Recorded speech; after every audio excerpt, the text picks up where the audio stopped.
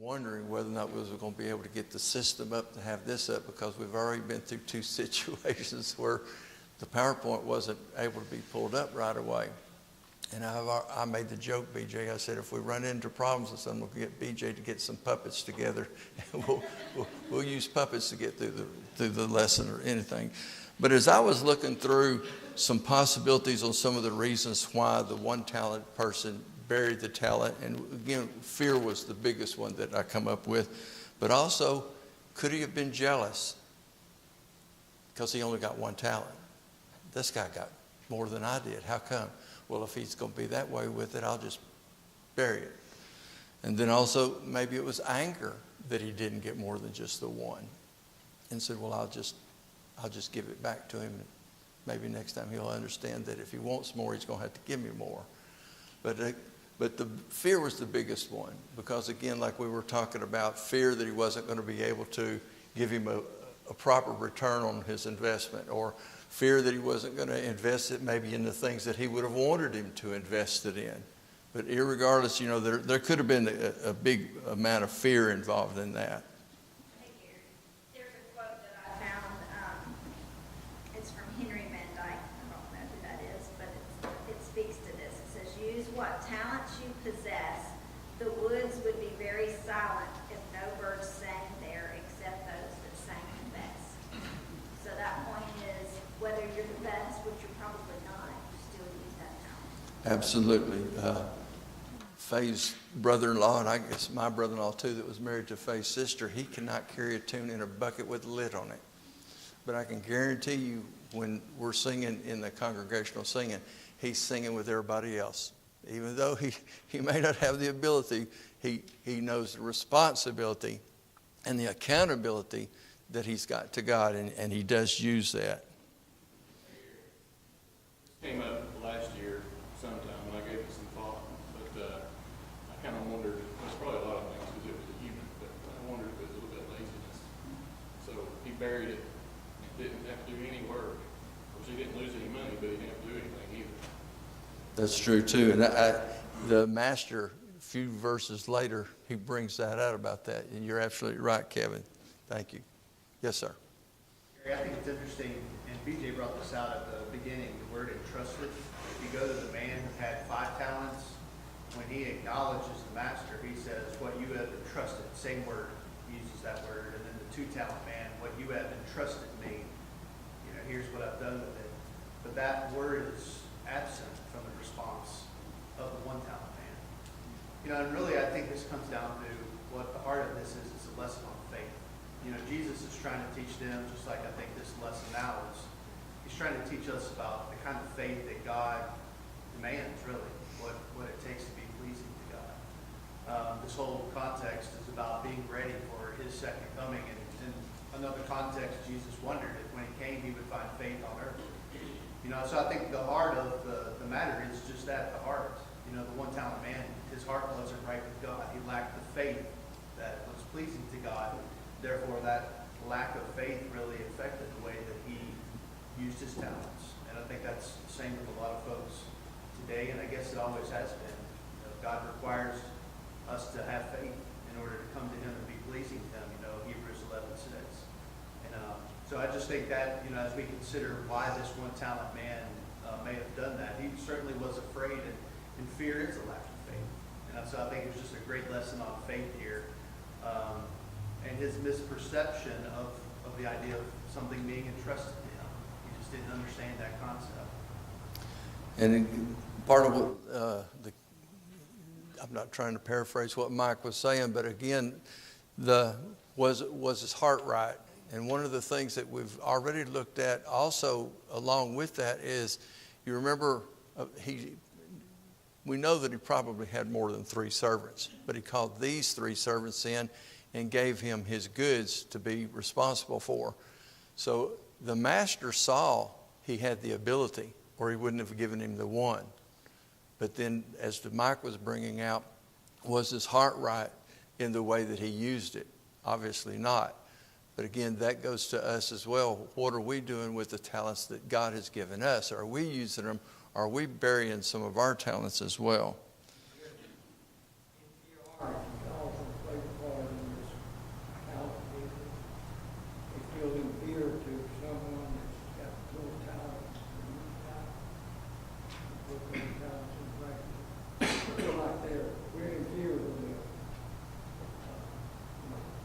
They're better than we are. You know, that's a struggle that all of us go through. Like you say, you know, when it comes time to, and we're going to get into this in a few minutes in the latter part of this, but when we need a song leader, we say, well, let's let so-and-so do it because he sings better than I do. Well, you can't. I'm sorry? Yeah. Oh, absolutely. Absolutely. But you can't get any better if you don't use the talent that you have as well. I know Faye's dad was an elder back home when Faye and I started dating. And one of the things that they did on the last Sunday of the month is he and another song leader would sit up here, and they'd have the little boys come up there and, you know, give them your song number, then help and then they would start the song, and the little boys would sing and start getting them used to being in front of people. But then after he finished with the boys, he started picking on the men in the congregation. And he said, Gary, come up here and lead a song. And he said, up here and lead a song. And so Faye's dad is the one that got me leading singing, because first of all, he didn't take no for an answer. And you didn't tell Faye's dad no very often. But again, the more that you're challenged and the more that you're pushed to use your talents, and the more that you're willing to stretch your use of these talents, you're going to see some growth there. And it may not be where you think you can measure the growth, but other people can. I'm always, like BJ was bringing out, after the boys at the end of when they do the services each quarter, I'm amazed at some of the growth of some of our young people as they grow up, because we keep telling ourselves that that's the future of the church. And one of the things that always makes me feel good is to see as many people as we do that goes up and encourages them and tells them how much we appreciate what they've done.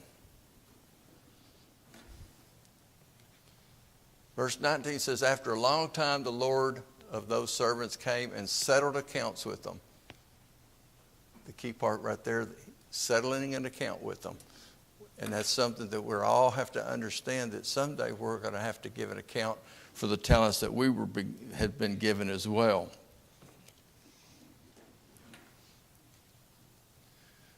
Verses 20 through 21 says, so he that received 5 talents came and brought 5 other talents, saying, Lord, you have delivered to me 5 talents. Look, I have gained 5 more talents besides them. And his Lord said to him, well done, good and faithful servant. You were faithful over a few things. I'll make you ruler over many things. Enter into the joy of your Lord. One of the key things as far as this goes, and looking at the next verse, he that received the 2 talents came and says, I've did basically the same thing. And the key part of this is I will make you ruler over many things. Enter into the joy of your Lord. We mentioned already that he gave each one according to their ability. He saw what they had the ability. You know, you can handle 5, I'm going to give you 5. You could handle these, I'm going to handle this. And the one, he said, in his giving this to that steward, understood that he had the ability to use that 1 talent. And one of the key things that I noticed in this was the one that did the 10 and the one that did the 2. What did they receive for doing that? The exact same thing. It's not like you made more, so I'm going to give you more back as far as reward goes. Both of them said, enter into the joy of your Lord.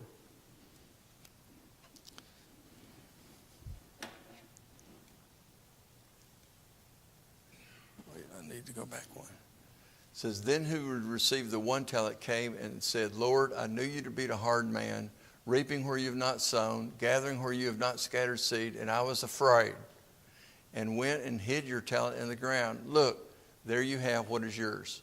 So he basically gave him back what he had been given. But a key part of this is, I knew you to be a hard man, and I was afraid. You know, we talked about fear being the number one reason why probably buried the talent. But in this, he says, I knew you to be a hard man.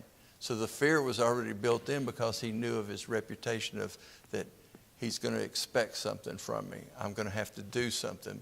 But again, He said, I was afraid, and I went and hid it.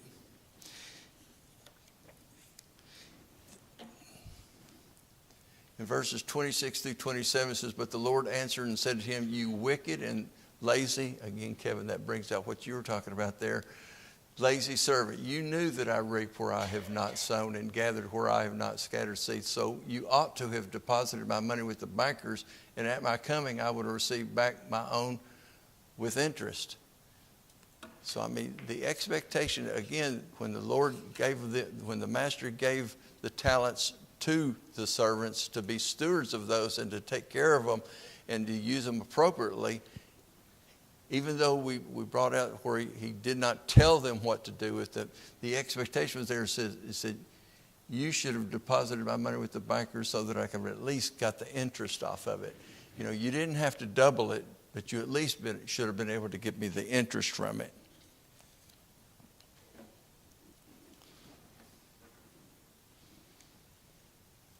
Says, but he said, you wicked and lazy servants. Says, you knew, and I underlined that part. You know, he said, I knew you were this. And then the master, when he's having to take the account of it, he said, you knew that I was these things, but you should have known that there was going to be an expectation of you using proper stewardship of the talent. So why did the master take the talent away from the one talent when he gave it back? He said it took it from him. Why did he take it from him? Did he take it from him because he didn't gain anything with it? He didn't use it. Exactly. If you're not going to use it, you don't need to have it. He gave it to the 10-talent servant, and we talked about this also, is that he'd already proven his stewardship. He's already proven that, you know, he could double. Even had more responsibilities like Ed was bringing about. He had more monkeys on his shoulder. So he was able to give that talent to the 10-talent man because he had already proven his ability to, I guess you say, multitask those responsibilities and accountabilities as a steward. Gary, I don't think, and it just popped in my head, I don't think there's a correlation. I know there's not really, but you think about the response of the master here, you know, and the emotion involved, again, in your mind's eye, thinking about what it would be like for that one talent servant to stand in front of his master and the master looking at him in that discourse, that dialogue between the two, and what that feels like. We were watching it maybe in a movie or in person or something. And the emotion behind that, the master, you know, and that emotion, I feel, is similar to the emotion that is laid out for the church of Laodicea. And the reason I say that is because that kind of, wait, what? I would rather that you be hot or cold or neither. I'm going to spew you out of my mouth, right? And the idea here is you didn't. It's almost like we would imagine that he would be okay had he worked for something and failed at something, right? That he had done something and showed a little bit of effort, but he wasn't. He was scared. He just sat and he did nothing. And I think, you know, as a church, that definitely is something that you want to be. You know, that's not a company you want to be in. You know, you want to be working for the Lord, and you want to be putting your best foot forward. You know, as a congregation, the church, the world over, you know, always doing something. Because, you know, at work, my boss says, you know, I don't care if you fail. I just want you to fail smart, right? I want to show, if you fail at doing something, that's okay, because it means that you were doing something and you had the right intent and you were moving in the right direction. And I just think this emotion that's from the master is a very fearful thing to meet. And I think, BJ, in his talking about that, the fear of failure, but at least if you make an effort, it's okay to fail. And it's what you do when you fail, if you get back up or not. Harold. In business, I've done business for a long time, and it's one of them deals that if you don't do anything at all, you fail for sure. Because then you just let things go and you didn't make a decision. That's a good point as well. No decision is a decision in itself. And like you say, if you don't do nothing, then you should expect to fail.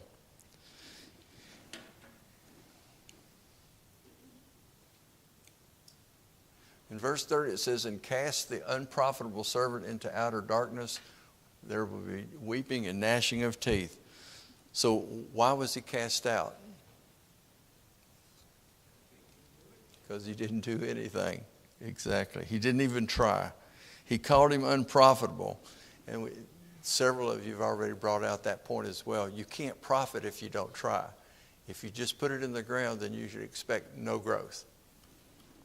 In James chapter 4, verse 17, it reads, "To him that knoweth to do good and doeth it not, to him it is sin." So this servant knew what the expectation was, but he didn't do anything with it.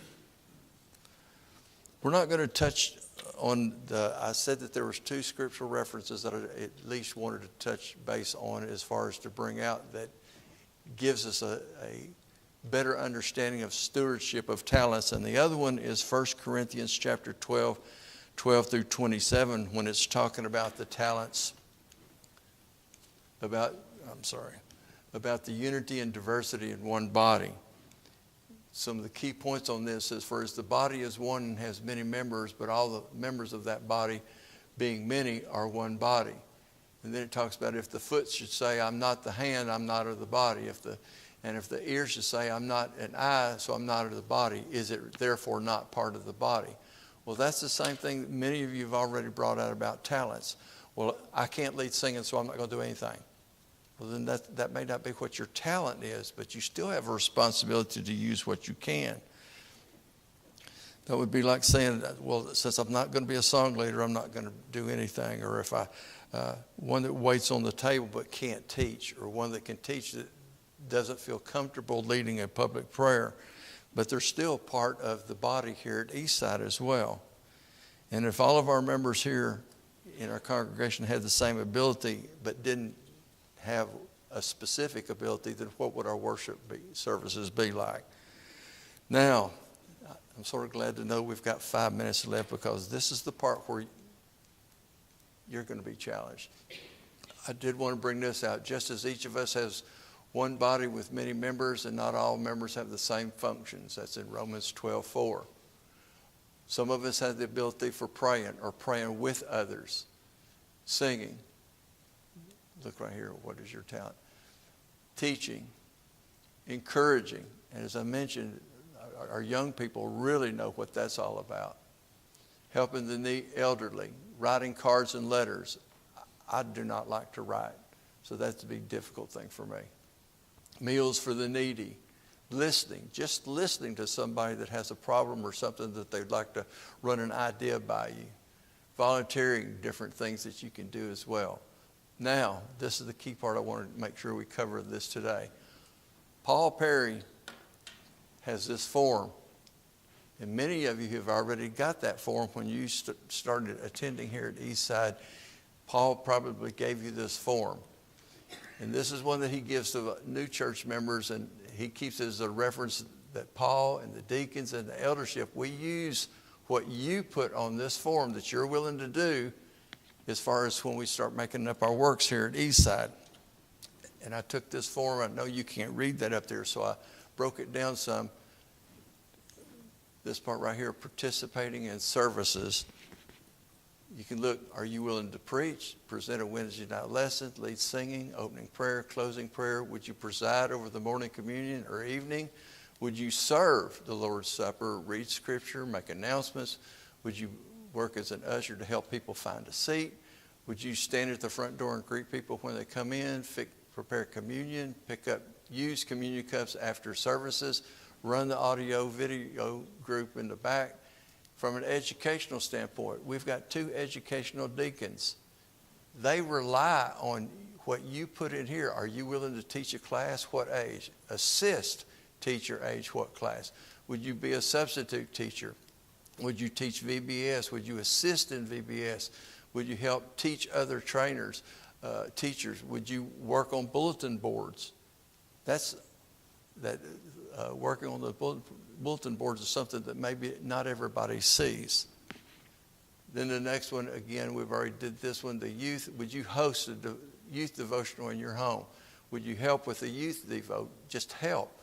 Would you provide food? Would you speak from a fellowship? Would you coordinate food for funerals? Provide food for funerals? Would you donate toward food for funerals? Work day, would you work inside the building, outside the building? Would you help clean the fellowship building? And then there's other things like wash the nursery items, help with the inside building maintenance, and help with the outside maintenance for our building, stuff like that. This form, way we want to close the class this morning, again, I told Paul I was going to put this up there and I was going to challenge everybody in here. See Paul, get you another blank form and update what you said you will do. And I'd like to challenge everybody, if you only had 3 things checked on the sheet when you originally gave it to Paul, when you get through this time, there should be 4 checks on there. So again, thank you for your comments. Thank you for your feedback on this. Again, see Paul and get you a new form. Thank you.